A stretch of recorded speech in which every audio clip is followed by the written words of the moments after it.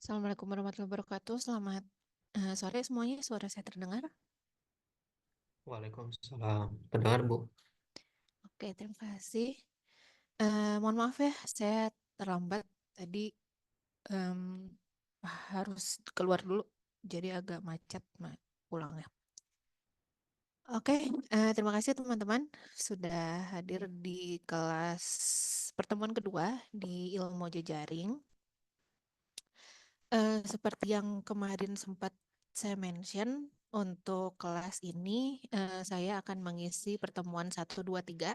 Jadi pertemuan perkenalan kemarin, hari ini kita akan membahas graph theory dan nanti di pekan depan akan ada satu materi lagi yang akan saya sampaikan. Sebentar ya.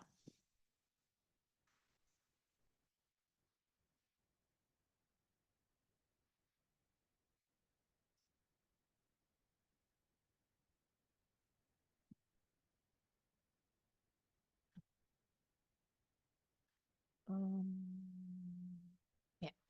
Jadi pertemuan hari ini kita akan membahas terkait graph theory. Karena seperti yang mungkin kalian sudah tahu juga dari yang saya sempat jelaskan di pekan lalu juga, ketika kita berbicara tentang network science ataupun ilmu jejaring, itu pasti kita akan berhubungan dengan yang namanya graph. Makanya di sini kita akan sedikit refresh, review pengetahuan terkait graph teori yang kalau misalnya kalian S1-nya berasal dari informatika ataupun matematika dan serumpunnya, itu seharusnya kalian sudah pernah mempelajarinya setidaknya di matematika diskrit ataupun mungkin di struktur data. Walaupun untuk graph teorinya akan lebih banyak di matematika diskrit ya. Hari ini kita akan review sedikit terkait itu dan juga mungkin ada beberapa istilah baru terkait graph yang akan kita pelajari juga. Oke, kita langsung mulai saja ya. Mungkin kalian sudah pernah melihat juga ya gambar ini. Jadi gambar ini cukup dikenal kalau kita berbicara tentang teori graph. Ini adalah suatu jembatan Königsberg namanya, dan ada suatu pertanyaan di gambar ini, yaitu apakah seseorang bisa melewati atau menyeberangi em, ini jembatan-jembatan yang ada di sini dan tidak pernah melewati jembatan yang sama lebih dari satu kali. Jadi di sini ada 7 jembatan dan kita ingin tahu apakah kita bisa melewati setiap jembatannya itu satu kali. Jadi tidak lebih dari satu kali. Ini juga di dunia graph itu kita kenal sebagai Eulerian path nantinya. Nah, di gambar yang seperti ini, yang mungkin agak sulit kita membayangkan eh, jembatannya di mana, terus kita harus melewati daratan yang mana untuk menuju ke jembatan selanjutnya. Kalau dari peta yang seperti ini, mungkin kita akan agak kesulitan. Nah, kita bisa merepresentasikan hal tersebut ke dalam suatu graf sebenarnya. Jadi, misalkan di sini kita punya jembatan, di sini kita punya jembatannya, di sini punya jembatan. Yang ini itu adalah sungainya, misalkan. Nah, jadi daratan yang ada di antara jembatan tersebut kita jadikan titik dan jembatan tersebut adalah penghubung antar titik. Ini akhirnya kita bisa mendapatkan suatu graf. Dan tadi saya sempat mention ini dikenal juga sebagai Eulerian path, di mana berdasarkan Euler's theorem kita tahu kalau misalnya graf itu punya lebih dari 2 titik, yang memiliki derajat ganjil, maka tidak akan ada lintasan Euler tadi. Tapi kalau misalnya dia punya kalau misalnya dia terhubung, nanti kita akan bahas juga apa sih keterhubungan di graf itu, dan tidak memiliki titik dengan derajat ganjil, maka dia akan memiliki setidaknya satu lintasan. Jadi di dalam teori graf itu ada cukup banyak teorema-teorema seperti ini. Sedemikian sehingga kalau misalnya kalian merepresentasikan sesuatu permasalahan ke dalam graf, kita mungkin saja bisa menerapkan teorema-teorema tertentu untuk menyelesaikan permasalahan tersebut. Oke. Oleh karena itu, merepresentasikan suatu permasalahan menjadi bentuk graf itu pada ujungnya akan sangat membantu kita dalam menyelesaikan suatu permasalahan. Nah, graf itu sendiri itu intinya adalah kumpulan titik dan juga sisi di antara titik-titik tersebut. Jadi komponen yang ada di dalam graf itu digambarkan sebagai suatu nodes ataupun vertices. Di sini kita memakai notasi N. Sering juga kita gunakan notasi V. Kemudian interaction itu digambarkan berupa links ataupun edges. Di dalam slide ini kita notasikan dengan L, tapi sering juga dikenal sebagai E. Jadi V dan juga E. Dan sistem itu adalah network yang kita punya dalam bentuk graf tadi, yang berisi kumpulan nodes dan juga sisi-sisinya, yaitu kumpulan komponen dan juga interaksi antara komponen-komponen tersebut. Nah, kalau misalnya kita berbicara tentang networks itu biasanya dia menggambarkan sistem yang real. Misalnya triple W, atau misalnya kita punya social network, atau kita punya metabolic network. Tapi kalau graph itu adalah representasinya dari network. Bisa jadi web graph kalau kita merepresentasikan triple W misalnya. Bisa jadi kita punya social graph kalau misalnya kita merepresentasikan social network menjadi suatu graph. Dan di sini kita menganggap kedua hal ini sama ya. Jadi kadang mungkin agak kebalik-balik, tapi di sini kita sepakati yang dimaksud dengan graph itu bisa jadi network, yang dimaksud dengan network itu bisa jadi graph. Tapi intinya adalah dua-duanya sama-sama keterhubungan antara komponen-komponen yang ada.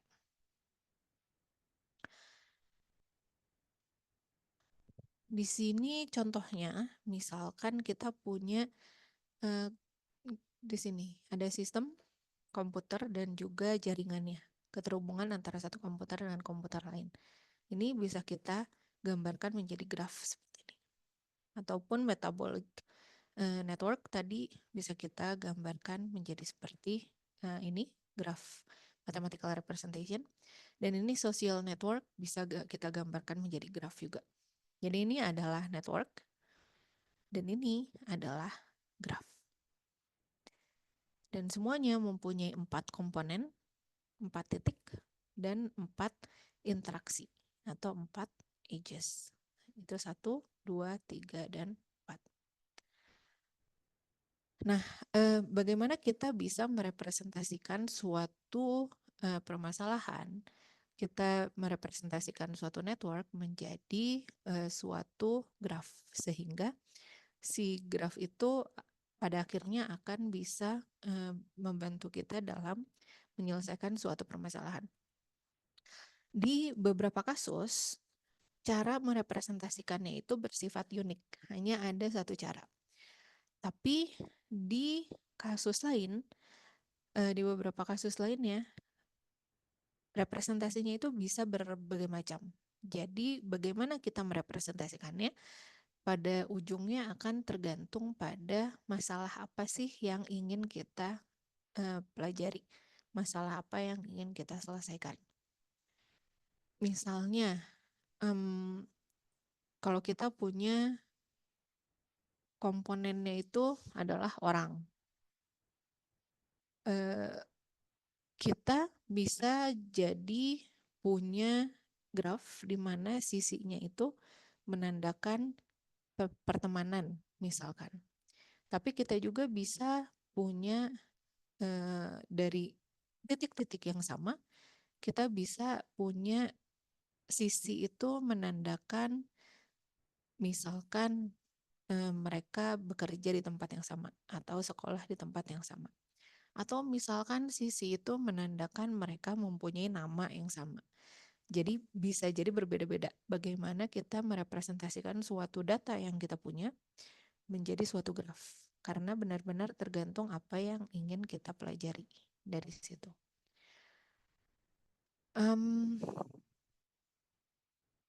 Di sini contoh lain, di sini misalnya kita punya individuals, terus ada juga company-nya, misalkan kita di sini bisa menghubungkan misalkan orang dengan company-nya masing-masing. Atau bisa juga kita bisa menghubungkan orang dengan orang, jadi dua orang terhubung kalau misalnya mereka bekerja dalam satu company yang sama. Jadi tergantung apa yang ingin kita lihat dari situ. Kalau misalnya kita punya nodes-nya itu menandakan individuals, orang-orang, terus connection-nya, sisinya itu menandakan mereka memiliki nama awal yang sama. Mungkin aja itu tetap menjadi suatu graph. Tapi pertanyaannya untuk apa? Apakah studi kalian memerlukan itu?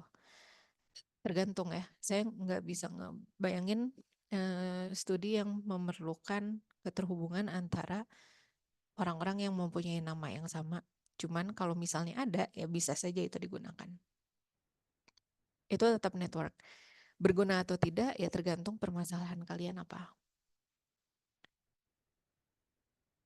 Nah, di graph itu juga ada bermacam-macam. Ada yang undirected, ada juga yang directed. Kalau undirected itu artinya kalau misalnya A berhubungan dengan B, maka B juga berhubungan dengan A, udah pasti. Jadi dia itu mutual, dua arah. Dan penggambaran grafnya seperti ini. Beda sama yang di sebelahnya yang directed. Kalau yang directed itu kita lihat ada tanda panahnya. Kalau di sini tidak ada tanda panahnya. Artinya di sini kita anggap sebagai hubungan dua arah. Kalau A berhubungan dengan B, kita juga bisa bilang B berhubungan dengan A. Tapi kalau yang directed, kalau ada panah dari A ke B, kita belum tentu punya panah dari B ke A. Atau kalau A punya hubungan tertentu ke B, belum tentu B punya hubungan tertentu ke A. Contohnya di sini co-authorship links. Jadi kita punya nodes-nya itu menandakan author, penulis, dan mereka terhubung kalau misalkan mereka pernah menulis buku yang sama. Berarti kalau A pernah menulis buku ya dengan B, kita bisa balik juga kan. B berarti pasti pernah menulis buku dengan A. Tapi kalau contoh yang ini, yang directed, misalnya phone calls.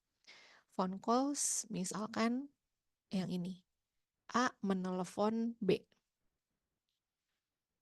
Tapi kita nggak bisa bilang hal yang sama dari B ke A. B menelepon A.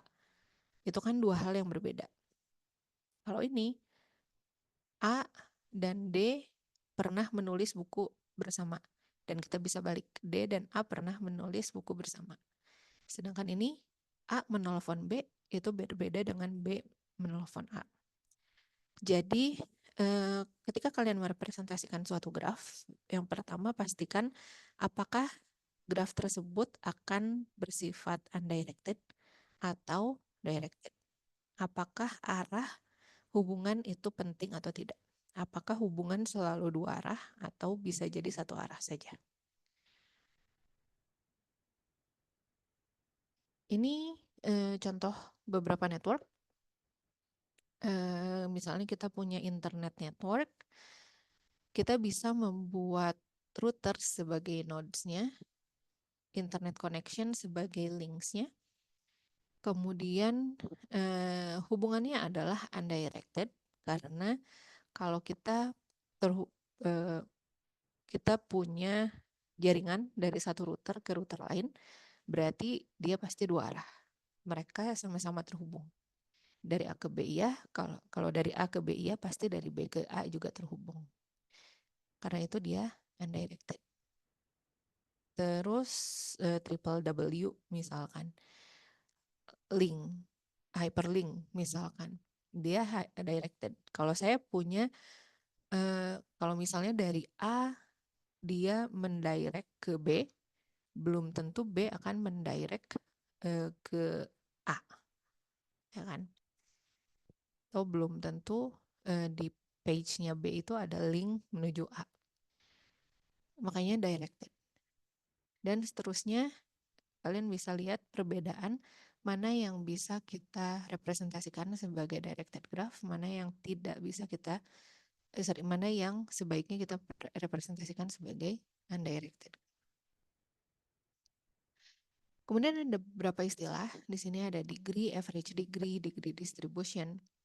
Nah, di sini itu berhubungan dengan nodes-nodes dan edges-edges yang ada di suatu graph.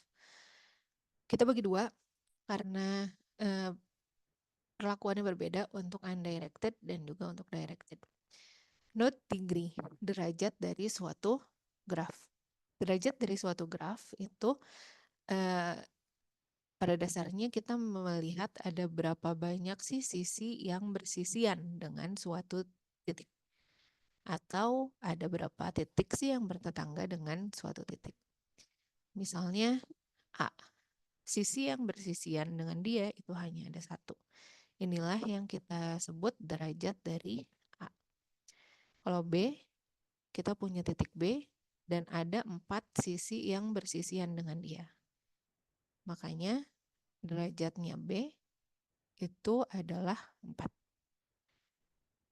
Itu berlaku di undirected graph. Kalau di directed graph, kita lihat arah dari panahnya. Makanya ada yang namanya derajat masuk, ada yang namanya derajat keluar. Kalau kita lihat di titik C, misalnya di sini, derajat masuk artinya sisi yang masuk ke C. Itu ada 1, 2. Makanya derajat masuknya itu ada 2, sedangkan dari sini derajat keluarnya itu ada 1. Tapi kalau kita total, berarti ada 3. Seperti itu. Kemudian ada istilah juga kalau misalnya kita punya titik dengan derajat masuknya itu adalah 0, maka kita sebut dia sebagai source node. Sedangkan kalau misalnya titik itu punya derajat keluarnya 0, kita sebut dia sebagai sink node. Jadi contohnya ini, dia hanya ada derajat keluar tapi nggak ada derajat masuk. Makanya derajat masuknya itu adalah 0. Kita bisa sebut dia sebagai source.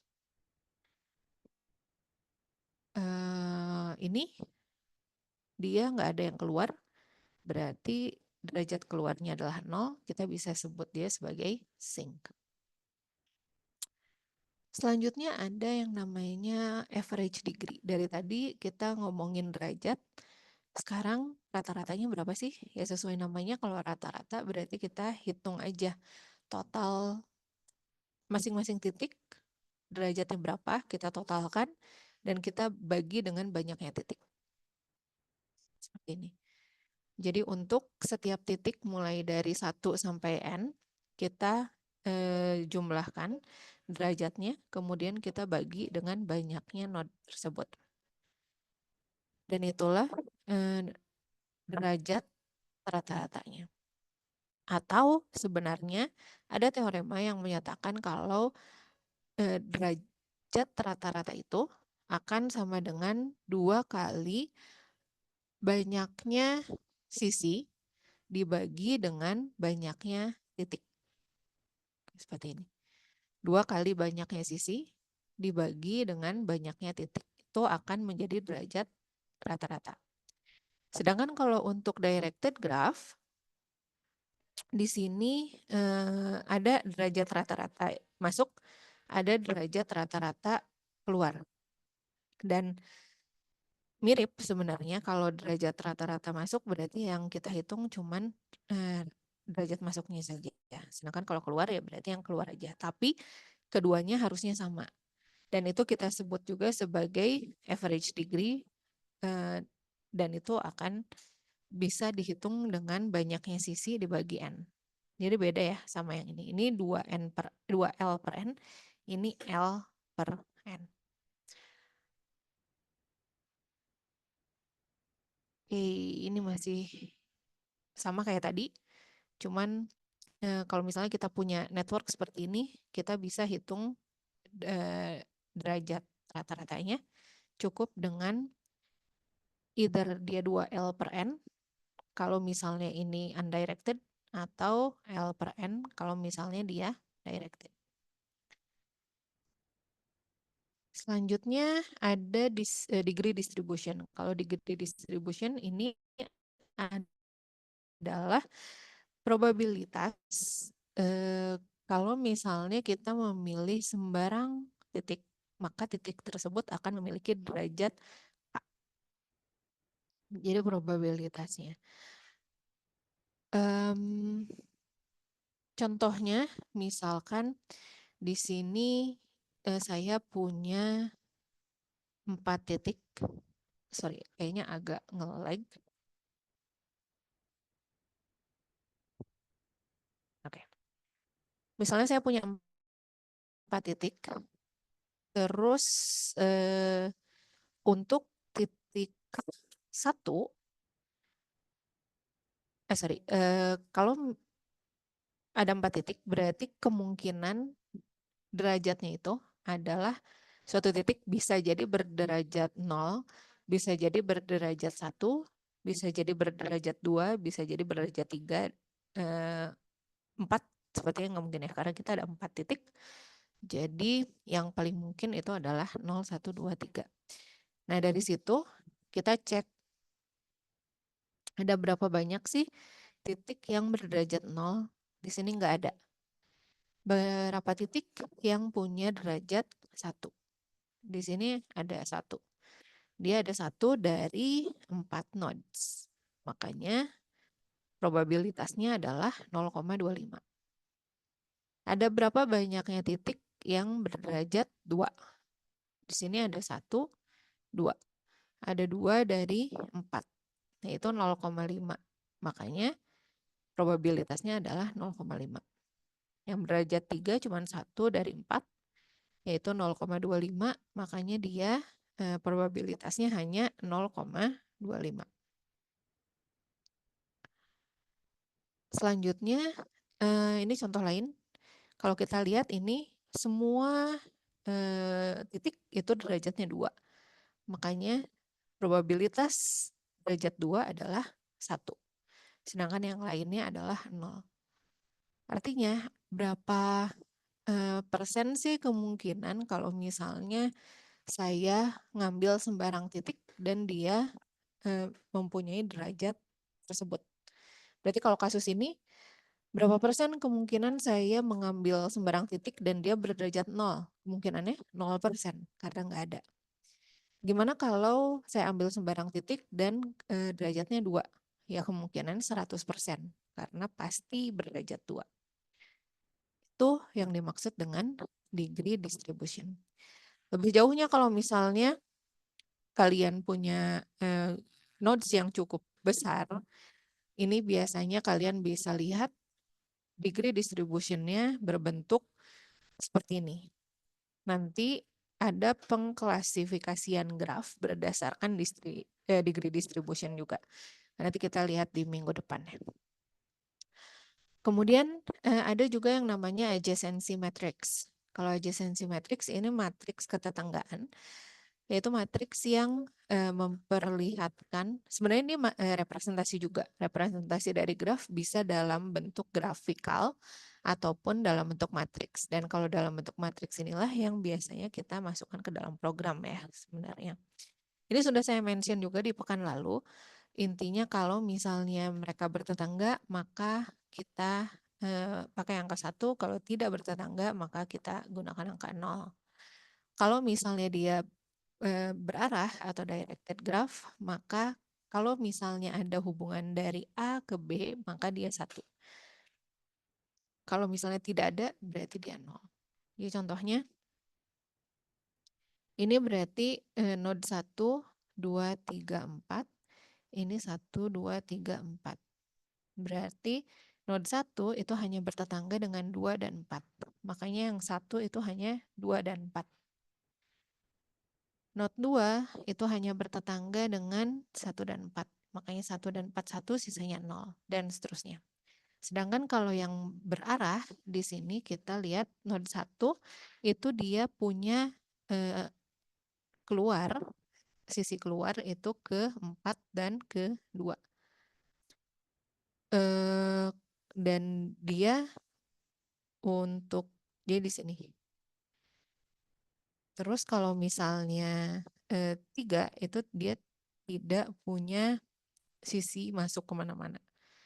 Makanya kita kita bisa lihat di sini dan seterusnya.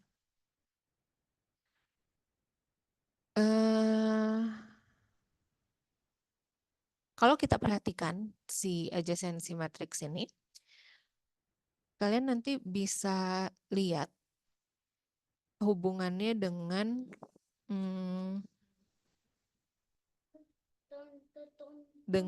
banyaknya sisi. Jadi kalau misalnya kita lihat banyaknya sisi itu di undirected graph itu adalah setengah dari banyaknya angka 1 yang ada di sini. Itu akan menjadi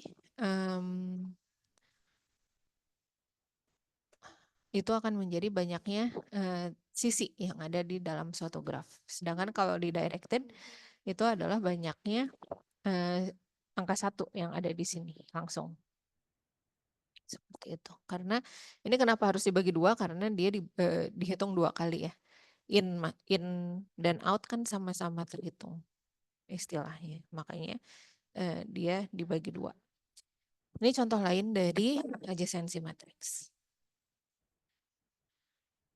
Nah, kalau misalnya kalian merepresentasikan suatu networks, itu biasanya sifatnya itu adalah sparse. Apa sih sparse itu? Nanti kita lihat.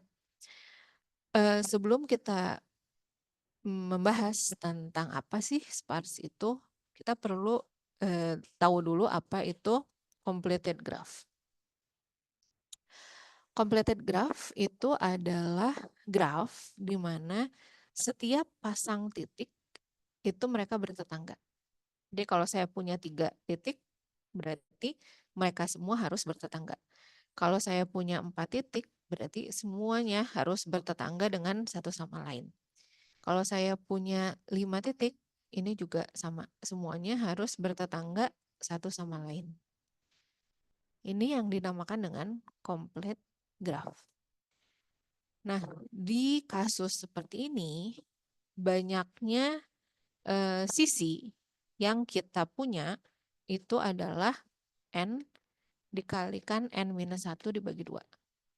Dan karena di kasus ilmu jejaring ini kita tidak menganggap loop itu bisa terlaksana, maksudnya kita menganggap tidak mungkin ada loop, berarti sisi maksimum yang bisa kita punya dari suatu graf itu adalah ini, setengah N dikali N-1. Jadi suatu graf tidak akan mungkin punya sisi lebih dari ini, di mana N itu adalah banyaknya titik.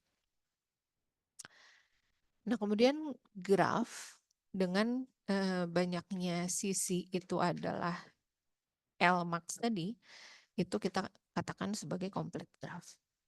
Dan average degree-nya tentunya karena semua bertetangga dengan yang lainnya, berarti semuanya berderajat N-1, sehingga eh, rata-rata derajatnya itu adalah N-1 juga. Nah, apa sih sparse graf yang bersifat sparse? Graf yang bersifat sparse itu memiliki banyaknya sisi yang jauh dari banyaknya sisi maksimum. Jadi banyaknya sisi itu cukup jauh atau banyak titik yang tidak bertetangga dengan yang lainnya. Cukup jauhnya seperti apa itu memang relatif ya. Eh, atau bisa juga derajat rata-ratanya itu jauh dari N-1. Jadi biasanya kalau misalnya kita punya network di real world dan kita representasikan menjadi suatu graf, grafnya itu akan bersifat sparse seperti ini. Contohnya misalnya saya punya triple W network seperti yang tadi di contoh sebelumnya, sepertinya sudah ada ya. Misalnya banyaknya nodes-nya itu adalah sekian dan banyaknya sisi itu adalah sekian. Kalau kita lihat sisinya itu cukup jauh dibandingkan dengan Lmax. Berarti masih banyak titik yang tidak bertetangga dengan satu sama lain. Atau kalau kita lihat dari derajat rata-ratanya, dia cukup jauh dari N-1. Oleh karena itu, dia itu bersifat sparse. Yang lain juga sama, banyaknya sisi itu cukup jauh dari banyaknya sisi maksimum. Atau banyaknya titik, atau average degree-nya itu cukup jauh dari N-1. Oke, di sini sudah azan teman-teman. Kita istirahat dulu ya 10 menit. Kita kembali lagi di jam 18.00.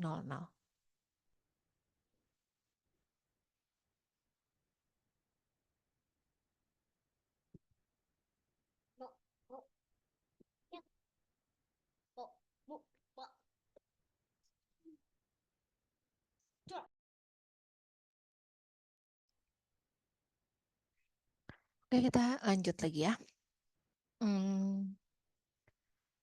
Jadi tadi kita sudah bahas terkait sparse network. Jadi kalau misalnya kita merepresentasikan suatu network ke dalam suatu graf, networknya yang real, biasanya grafnya itu sparse, dalam artian masih banyak titik-titik yang tidak bertetangga dengan titik lainnya, ataupun si derajat degree average-nya, rata-rata derajatnya itu cukup jauh dari N-1.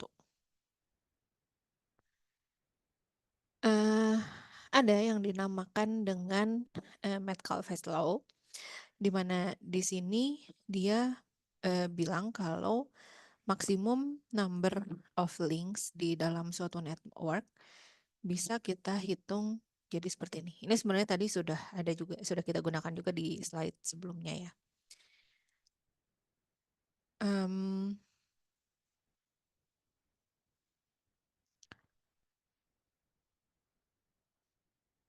Oke, kemudian untuk networks itu ada yang weighted, ada juga yang unweighted, ada yang punya bobot, ada juga yang tidak punya bobot. Bobotnya sendiri sebenarnya bisa di mana-mana ya, bisa ada di titiknya, bisa ada di sisinya, walaupun banyaknya sih ada di sisinya. Kalau kalian ingat mungkin dulu kalian belajarnya titik itu kota, misalkan sisi itu adalah jarak ataupun kos dari satu kota ke kota lainnya, itu biasanya bobotnya ada di sisi. Seperti itu. Kemudian ada yang namanya bipartite graph. Bipartite graph itu adalah graph yang bisa kita bagi dua himpunan nodesnya. Jadi si nodes-nodesnya bisa kita bagi dua, sedemikian sehingga si nodes-nodes yang ada di satu subhimpunan yang sama tidak bertetangga satu sama lain. Jadi contohnya, ini kita punya suatu graf dan kita bisa bagi dua nodes yang ada di graf tersebut, sedemikian sehingga nodes-nodes yang ada di dalam satu kelompok tidak bertetangga satu sama lainnya. Lihat di sini yang ada di U, mereka nggak ada yang bertetangga, yang ada di V juga nggak ada yang bertetangga. Di sini kita juga bisa membuat projectionnya. Projectionnya itu lebih ke A ini sama-sama punya hubungan dengan siapa sih? Dalam artian, misalkan A ini dia punya hubungan sama 1, 2, dan 3. Tapi yang ada di V, itu nggak ada yang punya hubungan sama 1 atau 3 juga kan. Paling yang hubungannya sama 2 itu ada B. Makanya projectionnya A itu berhubungan dengan B. Karena mereka sama-sama punya hubungan dengan suatu titik di U. Contoh lainnya lagi di sini C sama D berhubungan ya karena mereka sama-sama punya hubungan dengan satu titik yang sama di U. Projection U juga sama. Mereka berhubungan kalau sama-sama punya hubungan dengan suatu titik di V. Contohnya bipartite graphs itu bisa kita dapat kalau kita lihat network dari misalkan Hollywood Actor Networks, di mana kita di sini ngelihat U-nya itu misalkan aktornya, V-nya itu misalkan filmnya, contohnya. Atau V itu adalah sutradaranya, contohnya. Jadi mereka memang berada di kelompok yang berbeda. Jadi hubungannya itu tidak antara aktor dengan aktor ataupun film dengan film, tapi hubungannya adalah antara aktor dan film. Itu sudah pasti bisa kita gambarkan menjadi bipartite graph. Atau misalnya network terkait gen ataupun penyakit, itu juga bisa kita gambarkan menjadi suatu bipartite graph. Jadi misalnya gen network awalnya seperti ini, disease network juga awalnya seperti ini, kita juga bisa menggabungkannya menjadi suatu bipartite graph. Atau dari sini bisa kita proyeksikan menjadi gen network ataupun disease network. Contoh lainnya human disease network. Ini juga suatu network dan kita mungkin saja membagi dia menjadi beberapa subgraph dan subgraphnya itu bipartite contohnya. Selanjutnya berbicara tentang lintasan. Lintasan itu adalah sequence of nodes. Jadi deret dari titik di mana setiap titiknya itu bertetangga dengan titik yang ada di setelahnya. Dan itu dinamakan sebagai suatu lintasan. Kita nulisnya bisa seperti ini. Jadi lintasan PN itu adalah I0, I1, I2, I3, dan seterusnya sampai IN, di mana I itu adalah si titiknya. Atau bisa kita tulis juga sebagai sequence dari sisi. Jadi dari sisi mana lanjut ke sisi mana dan seterusnya. Jadi misalnya di sini dari I0 artinya kita lanjut ke I1, lanjut ke I2 dan seterusnya sampai ke IN. Nah, dari path ini kita bisa menghitung sesuatu yang dinamakan shortest path, di mana shortest path ini adalah lintasan antara dua node atau dua titik, di mana lintasan tersebut minimum. Jadi tidak ada lintasan yang lebih pendek daripada lintasan tersebut. Lebih pendek dalam artian banyaknya sisi yang dilalui itu paling sedikit. Kalau di directed, kita harus mempertimbangkan juga si panahnya ya. Misalnya dari A ke C, kita nggak bisa melalui sisi ini karena di sini panahnya itu dari C ke A. Jadi kita harus melalui sisi AB kemudian baru BC. Dan kalau misalnya ada dua titik yang tidak terhubung, maka jaraknya itu adalah tahingga infinity. Contohnya misalkan di sini dari D ke B. Dari D kan nggak bisa kemana-mana ya. Kita bisa bilang sebenarnya jaraknya itu tahingga. Kalau di sini kebetulan dia terhubung semua, jadi tidak ada jarak yang tahingga. Kemudian ada berapa banyak sih paths yang mungkin ada di antara dua node?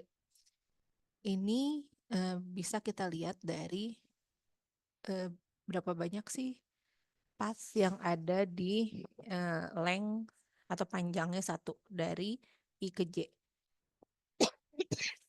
Kemudian ada berapa lintasan sih yang panjangnya 2 dari I ke J.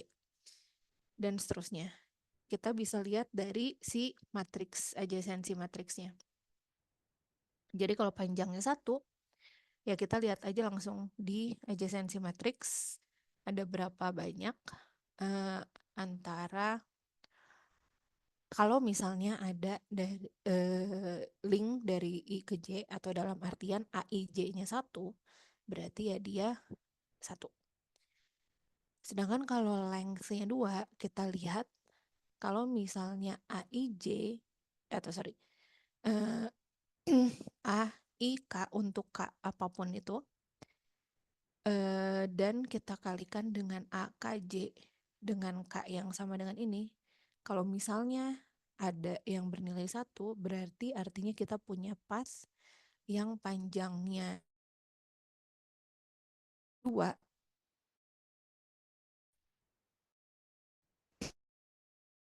dan kita melewati titik K. Jadi kita lihat ada banyak sih hal tersebut. Dan seterusnya sampai ke panjangnya N. Dan kalau misalnya kita mau cari shortest path, itu kita bisa memakai breadth first search. Mungkin kalian sudah pernah belajar kalau di S1 itu di struktur data ya. Atau mungkin di analisis algoritma sempat diulang. Jadi misalnya dari 0 ke 4 kita mau cari shortest path-nya, kita bisa pakai breadth first search. Caranya dari titik asal yaitu 0, kita cek semua tetangganya. Sudah ada yang 4 belum? Kalau belum, kita lanjutkan cek tetangganya lagi. Jadi dari sini kita dari 0 kita cek semua tetangganya. Oh, 4-nya belum nemu. Kita langsung cek lagi. Dari tadi berhenti di sini, kita cek semua tetangga selanjutnya. Apakah sudah ketemu 4-nya? Kalau belum, kita lakukan itu terus sampai kita ketemu angka 4. Berarti shortest path-nya itu adalah berapa banyak sih iterasi yang kita lakukan atau berapa banyak sih persebaran yang kita lakukan untuk mendapatkan angka atau node 4 tersebut.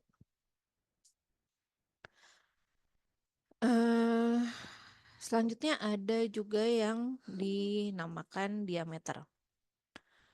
Diameter itu adalah jarak maksimum yang ada di antara sepasang nodes yang ada di graf. Dan average path length atau disebut juga sebagai distance, ini adalah lambangnya untuk graf terhubung. Itu adalah, atau bisa kita hitung seperti ini. Ini tuh maksudnya sum ya. Saya nggak tahu kenapa jadi seperti ini. Ini harusnya sum. Ini tuh maksudnya tidak sama dengan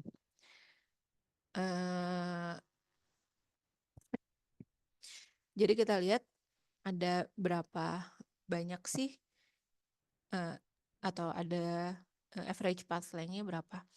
Jadi kita jumlahkan path length untuk masing-masing pasang titiknya, kemudian kita cari rata-ratanya.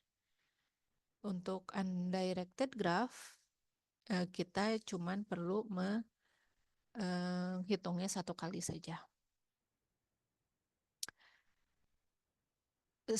Ilustrasinya tadi, misalnya kita punya graf seperti ini, shortest path-nya itu kita cari misalnya kalau dari 1 ke 2, ya berarti shortest path-nya ini. Kalau dari 1 ke 4, ya bisa ini, bisa juga ini. Kalau dari 1 ke 5, ini adalah shortest path-nya. Cara lain kan ke sini itu lebih jauh. Berarti ini adalah shortest path. Kalau 1 ke 3, ya ini adalah shortest path-nya. Dan panjangnya itu bisa kita lihat di sini. Panjang shortest path dari 1 ke 4 itu adalah 3. Panjang shortest path dari 1 ke 5 itu adalah 2. Kalau diameter adalah the longest shortest path in a graph. Jadi shortest path yang paling panjang. Tadi kan di sini shortest path pertama dari 1 ke 2, yang ini. Panjangnya 1. Dari 1 ke 3, panjangnya 2. Dari 1 ke 4, panjangnya 3. Dari 1 ke 5, panjangnya 2 juga. Berarti yang paling panjang, nanti kalian bisa coba juga dari 2 ke 3, 2 ke 5, 2 ke 4, dan seterusnya. Tapi yang paling panjang itu adalah 1 ke 4. Makanya diameternya itu adalah 3, yaitu panjang lintasan terpanjang di antara shortest path yang kita punya. Itu dikatakan diameter. Sedangkan kalau average path length itu adalah rata-rata dari semua path yang ada.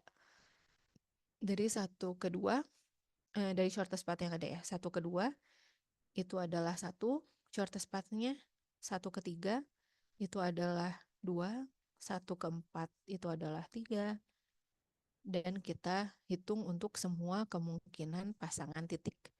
Dari 1 ke 2, 1 ke 3, 1 ke 4, 1 ke 5, kemudian kita mulai dari 2 ke 3, 2 ke 4, 2 ke 5, 3 ke 4, 3 ke 5, dan juga 4 ke 5. Kemudian kita bagi dengan ada berapa banyak sih path yang kita hitung di sini. Di sini kan ada 1, 2, 3, 4, 5, 6, 7, 8, 9, 10. Makanya dia dibagi 10. Biasa yang ada di rata-rata. Itu dinamakan average path length.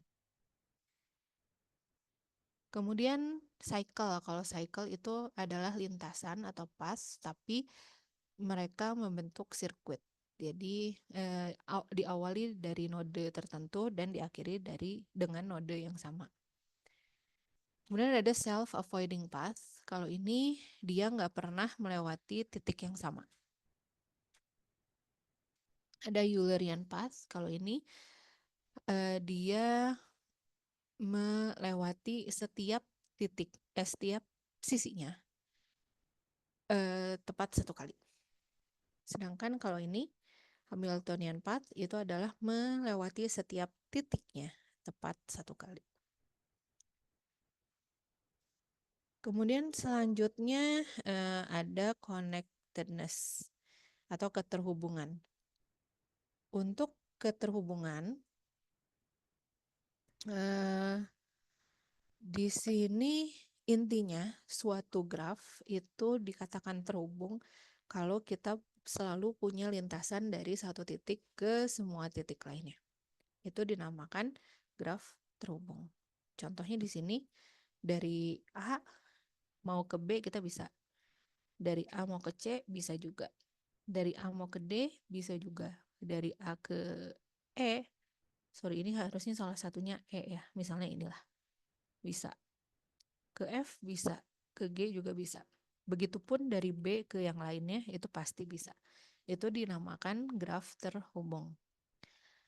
Kalau yang tidak terhubung berarti ada yang tidak mempunyai jalan dari satu titik ke suatu titik lain. Misalnya dari ini tidak terhubung. Kita lihat dari A ke F, kita nggak punya jalannya. Itu berarti ini merupakan graf tidak terhubung.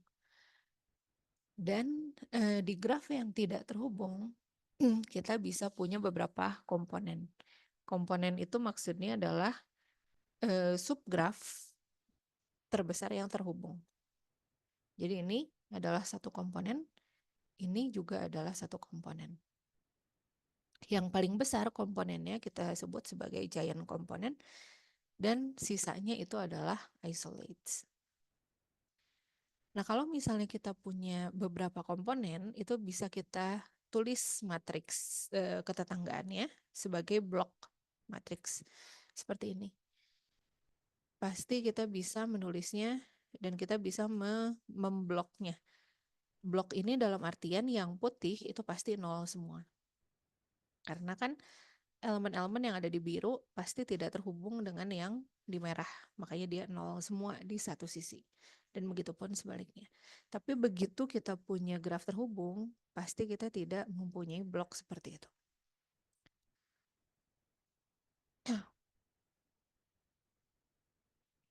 Nah, tadi itu kalau grafnya tidak berarah. Sedangkan kalau grafnya berarah, itu kita lihat keterhubungannya ada dua jenis. Ada strongly connected, ada weakly connected. Weakly connected itu mirip sama yang tadi, kita abaikan si panahnya. Kalau misalnya dia terhubung, dengan mengabaikan si panahnya berarti dia weakly connected. Tapi kalau misalnya strongly connected, itu dia harus terhubung dengan memperhatikan panah. Jadi A ke B harus ada jalan, A ke C harus ada jalan, A ke D harus ada jalan. Pokoknya semua pasang titik itu harus ada jalan. Kalau kita lihat di sini, dari D ke A aja nggak ada jalan kan. Berarti ini sudah jelas tidak strongly connected, directed graph. Kalau misalnya ada jalan dari semua pasang titik, itu berarti kita bisa bilang dia strongly connected. Kalau tadi di undirected graph, kita bisa bagi komponennya terlihat mudah ya. Kita tinggal bagi aja yang terlihat terpisah ya kita bagi. Tapi kalau di directed graph itu ada yang kita punya strongly connected component. Jadi kita ambil subgraph sedemikian sehingga dia itu strongly connected.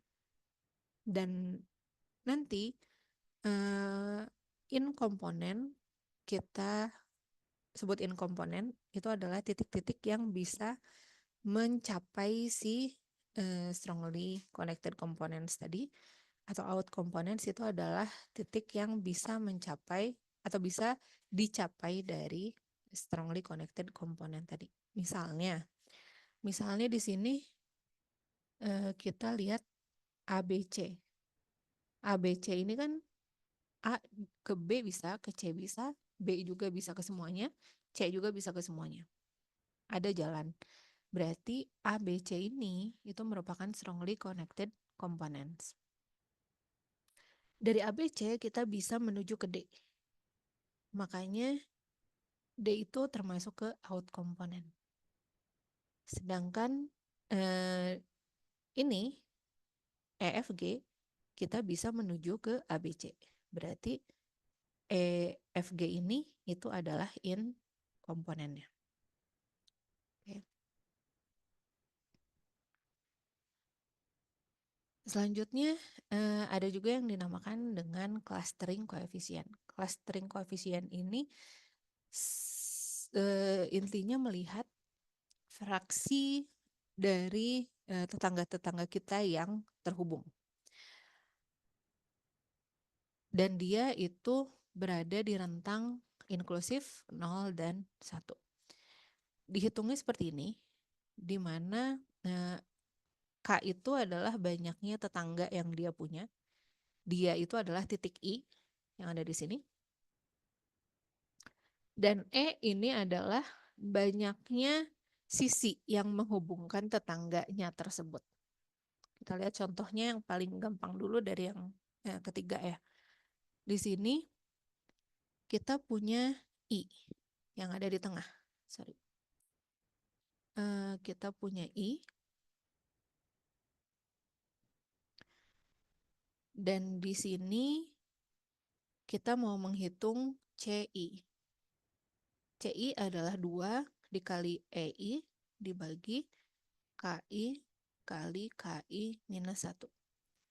K, lagi-lagi itu adalah banyaknya tetangga yang I miliki. I, dia bertetangga dengan 4 titik, berarti KI itu adalah 4. Makanya kita bisa punya, ini kita ganti 4.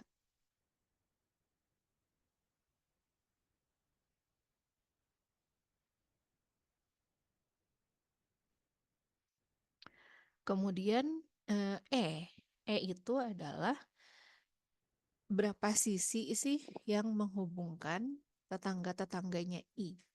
Tetangga-tetangganya I, tadi kita sudah punya 4 ini yang berwarna biru. Nah, kita lihat ada berapa sisi sih yang menghubungkan titik-titik berwarna biru ini. Kita lihat mereka tidak bertetangga langsung kan. Artinya tidak ada sisi-sisi yang menghubungkan mereka sama sekali. Makanya E-nya itu adalah 0. Makanya kita jadi punya 2 dikali 0 dibagi 4 kali 4 min 1. Sehingga C-nya adalah 0. Contoh yang kedua, lagi-lagi kita menggunakan rumus yang sama. K-nya itu tetap 4, yaitu titik yang bertetangga langsung dengan I. Ada 4, sehingga penyebut tetap sama, 4 kali 3. Yang beda adalah pembilangnya. E-nya itu adalah banyaknya sisi yang menghubungkan tetangga-tetangganya I. Nah, kita lihat tetangganya I itu adalah yang berwarna biru ini, dan sisi yang menghubungkan mereka itu adalah 1, 2, 3. Makanya E itu adalah 3. Makanya kita jadi punya 6 dibagi 12, yaitu setengah. Yang ini juga sama, tetangganya I itu ada 4 dikali 3, dan banyaknya sisi yang menghubungkan tetangganya I itu ada 1, 2, 3, 4, 5, 6. Kayak kita punya 2 dikali 6 dibagi 4 kali 3, yaitu 1. Yaitu caranya menghitung clustering koefisien. Nah, nantinya dari clustering koefisien ini kita bisa melihat average-nya. Average-nya itu adalah kita jumlahkan saja untuk semua node-nya. Jadi gimana kalau I-nya itu node yang ini? Gimana kalau I-nya itu node yang ini? Dan seterusnya. Kita dapatkan ini clustering koefisien untuk setiap node-nya, dan untuk average-nya ya tinggal kita cari rata-ratanya saja seperti biasa. Dijumlahkan semuanya dibagi banyaknya node yang kita punya. Aplikasi dari graf ini ada cukup banyak. Misalnya kita bisa mencari community, mining communities in network, atau bisa jadi possible spread of some viruses. Bisa juga kita cek ranking dari hyperlink dan seterusnya. Jadi sangat banyak sekali permasalahan dunia nyata yang bisa kita representasikan menjadi suatu graf.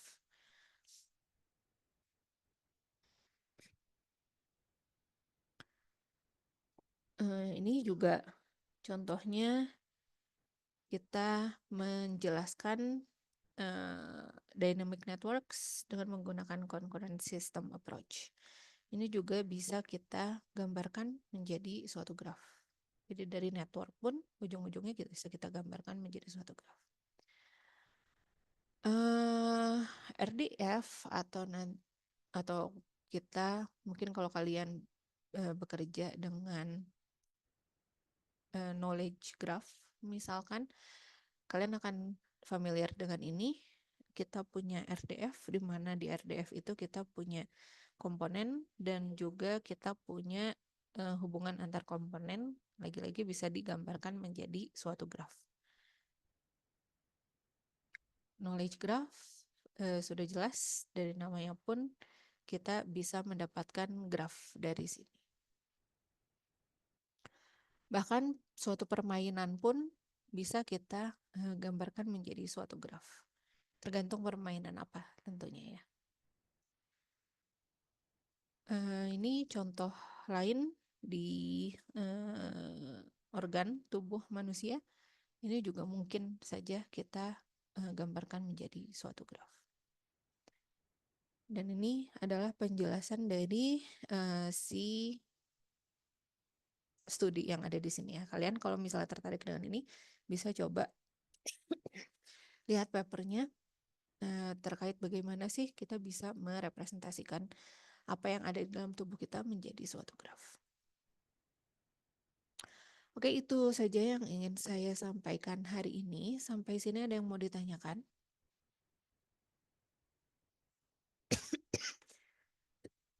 Sambil, sorry ya, masih batuk. Sambil disiapkan my tell you-nya ya. Kita belum masuk. Kita presensi melalui my tell you.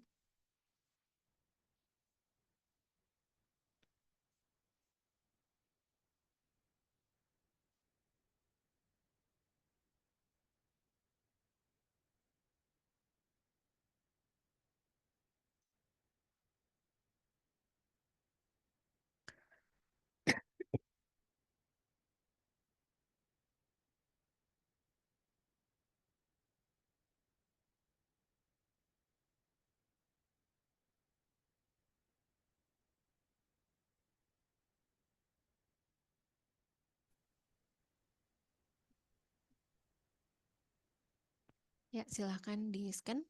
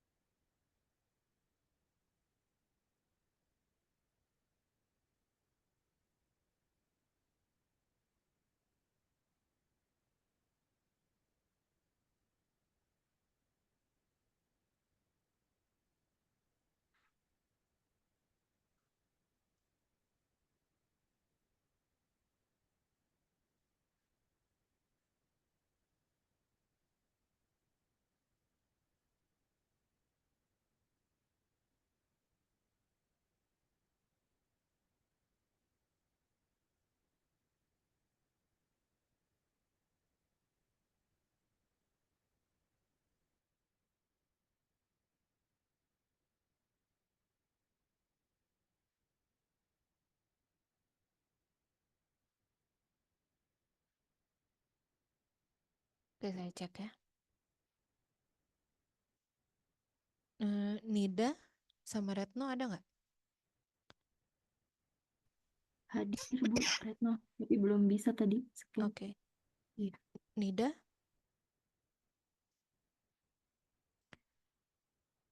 Nida nggak ada ya? Oh, aku hadir nih, Oke. hadir Bu. Oke.